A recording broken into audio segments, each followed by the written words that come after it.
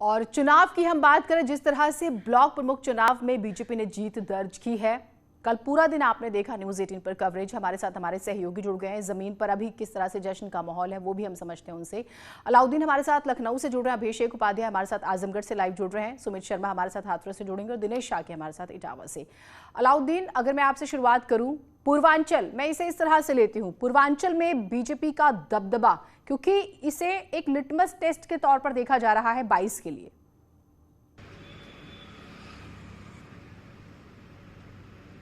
जी हाँ, बिल्कुल। जिस तरह के हालात बने हैं तीनों चुनाव में, ख़ासतौर से जो 2.5 महीने की एक्सरसाइज थी वो ख़त्म हो गई है। तो ऐसे में भारतीय जनता पार्टी ने जो संगठन और तमाम सरकार के बीच में जो समन्वय की बात कही थी वो ज़मीन पर दिखाई भी दी है। और ख़ास तौर से पूर्वांचल से लेकर के आप मध्य उत्तर प्रदेश में भी देखेंगे तो मैक्सिमम सीटों पर भारतीय जनता पार्टी को ही जीत मिली है। और ख़ास तौर से 2022 का चुनाव अब क्योंकि बहुत नज़दीक है और क्योंकि 6 महीने का वक्त ही बचा है, तो ऐसे में तमाम जो उनके कार्यकर्ता हैं उनके मोराल को बूस्ट करने का तरीका भी था। हालांकि जो क्षेत्र पंचायत के चुनाव थे उसमें बाद के दिनों में भारतीय जनता पार्टी में इस तरह की छूट भी थी। जो प्रतिबंध एक लगा था कि जो तमाम नेता हैं उनके रिश्तेदार जो इलेक्शन नहीं लड़ सकते हैं, लेकिन जो कार्यकर्ताओं का एक प्रेशर था उसके बाद भारतीय जनता पार्टी ने उन तमाम लोगों को इस बात की छूट दी कि जो कार्यकर्ता या सांसद, विधायक, मंत्री, उनके रिश्तेदारों को भी टिकट देने का जो प्रोसेस एक चालू हुआ था उसके बाद कार्यकर्ताओं के मोराल में एक बूस्टिंग का काम इसने किया। तो ऐसे में रिजल्ट और ज्यादा बेहतर भारतीय जनता पार्टी के पक्ष में आए। और बिला शक शुबा, क्योंकि अब चुनाव बहुत बेहद नजदीक है उत्तर प्रदेश में 2022 का, तो ऐसे में वो तमाम कार्यकर्ता जिन्होंने जमीन पर काम किया है उनके लिए काम करना आसान होगा और जनता के बीच में ये कहने में ज्यादा आसानी होगी कि जो चुनाव हुए हैं क्योंकि वो उनके पक्ष में रहे हैं, तो ऐसे में 2022 का चुनाव भी उनके लिए बेहतर होगा। हालांकि इन तमाम कायदों के बीच में लगातार विपक्ष भी आरोप प्रत्यारोप करता भी रहा, लगातार आयोग में शिकायतें भी हुई। तीनों चुनाव के बीच में कई जगहों पर डीएम और एसपी को हटाने की मांग भी होती रही। लेकिन जो रिजल्ट कल फाइनली ब्लॉक प्रमुखों का आया उसके बाद ये माना जा सकता है कि जिस तरह के हालात बने उसमें अगर 18 से 20% को छोड़ दिया जाए तो बाकी जगहों पर भारतीय जनता पार्टी को ही विजय मिली है। बिल्कुल, और वो जो है नजर भी आया। आजमगढ़ से हमारे साथ हमारे सहयोगी जुड़े हुए हैं, उनसे भी बात करेंगे। सुमित हमारे साथ हाथरस से हैं। सुमित, पश्चिमी यूपी में भी बीजेपी का दबदबा नजर आया। ये माना जा रहा था एक नाराजगी है, लेकिन इन नतीजों में ऐसा कुछ भी नहीं नजर आया। देखिए, जिस तरह से देखा गया था कि जिला पंचायत के जो चुनाव हुए थे उसमें पूरी तरह से भाजपा ने पूरी तरह से जीत हासिल की थी। उसी के बाद ब्लॉक प्रमुख के जब चुनाव का ये मामला आया, पूरी पश्चिमी उत्तर प्रदेश में लगातार भाजपा बढ़त बनाए हुए थी। ब्लॉक प्रमुख के अगर चुनाव की बात करते हैं तो जनपद हाथरस में भी लगभग 3 ब्लॉक प्रमुख भाजपा ने जीते हैं और 2 उसमें निर्दलीय हैं। अगर बात करते हैं, क्योंकि हाथरस और सिकंदराऊ में जो गढ़ है वो समाजवादी पार्टी का गढ़ माना जाता था सिकंदराऊ में, और जो सादाबाद कहते हैं कि वो आरएलडी का गढ़ माना जाता है। उसके बाद भी भाजपा ने यहां से बड़ी जीत हासिल की है। पश्चिमी उत्तर प्रदेश में भाजपा ने एक बड़ी जीत हासिल की है। भाजपा लगातार जो है, जो लोग हैं भाजपा की वैक्सीनेशन और इन सब कार्यक्रम को लेकर भाजपा के प्रति उनको वोट देते जा रहे हैं। जीनत, बिल्कुल, और वो नजर भी आया और आपने देखा कि प्रधानमंत्री ने भी तारीफ की और कहा कि प्रदेश सरकार की नीतियों का नतीजा है। मुख्यमंत्री कहते हैं कि केंद्र सरकार की जो जन कल्याणकारी नीति है वो नजर आती है। दिनेश शाक्य हमारे साथ हैं इटावा से। दिनेश, हम क्योंकि बात कर रहे हैं पूर्वांचल का, हमने जिक्र किया, वेस्टर्न यूपी का जिक्र किया, अब इटावा से आप क्योंकि अवध की हम बात करें, यहाँ पर भी एक तरफ से हम देख रहे हैं कि बीजेपी के प्रत्याशी जीतते हैं, तो और वो भी स्पेशली जो गढ़ माने जाते हैं कुछ एक जगह समाजवादी पार्टी या बीएसपी के, वहां पर भी ये अपने आप में हमें कहें कि बहुत बड़ी बात हो जाती है।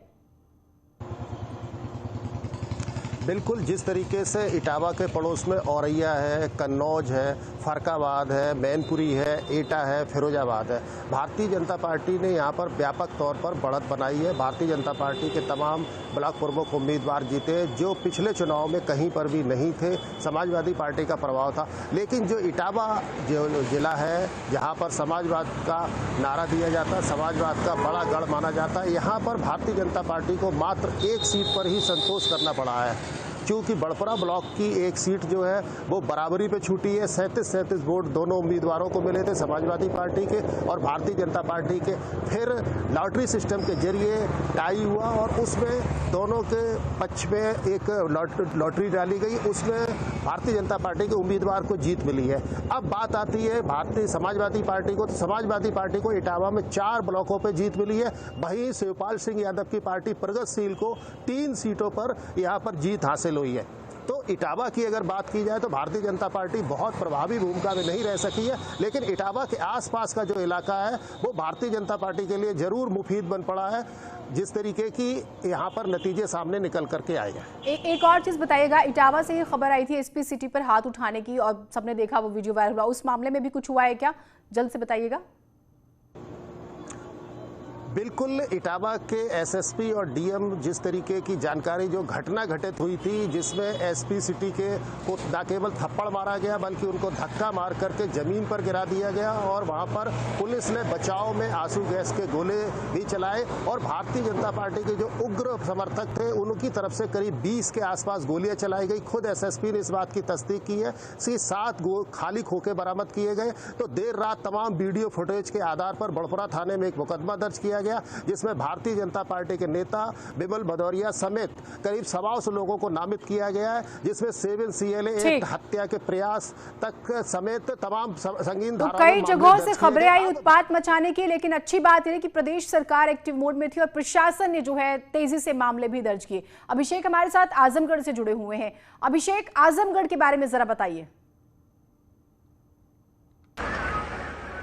जीनत, यकीनन आजमगढ़ समाजवादी पार्टी का गढ़ है और खुद अखिलेश यादव यहां से सांसद है। बावजूद इसके समाजवादियों के गढ़ में एक बार फिर से बीजेपी सेंध मारने में कामयाब हुई। यहां कुल 22 ब्लॉक है, जहां 12 ब्लॉकों पर भारतीय जनता पार्टी ने कब्जा किया है, जबकि 5 सीटों पर महज समाजवादी गई, जबकि 5 पर निर्दलियों का कब्जा रहा। तो कुल मिलाकर आजमगढ़ सपा का गढ़ है। ऐसे में सपा काफी ओवर कॉन्फिडेंस में थी। जिला पंचायत अध्यक्ष की कुर्सी पर एक तरफा जीत हासिल की थी, लेकिन जब ब्लॉक प्रमुखी का चुनाव होता है तो एक तरफा जो है यहाँ बीजेपी फतह करती है। तो कुल मिला जुला करके जिस तरीके से बीजेपी का परफॉर्मेंस रहा है, आने वाले जो 2022 का चुनाव है उसमें कहीं से इनके फेवर में समाजवादियों के नहीं जाता है। दूसरी चीज जो देखने को मिला है, इनके जो प्रत्याशी थे कई जगहों से मैदान छोड़कर भाग जाते हैं, नामांकन नहीं करते, नामांकन करते हैं तो अपने पक्ष में वोट नहीं मांगने जाते हैं। कई जगहों पे ऐसा देखा गया कि प्रत्याशी नहीं उतारा जाता है। कई कद्दावर नेता खुद प्रत्याशी खड़ा करते हैं और उसका समर्थन करते हैं, बाद में उनके साथ भीतर घात हो जाता है और उनको भी क्रॉस वोटिंग होती है, वोट नहीं मिलता है, चुनाव हार जाते हैं।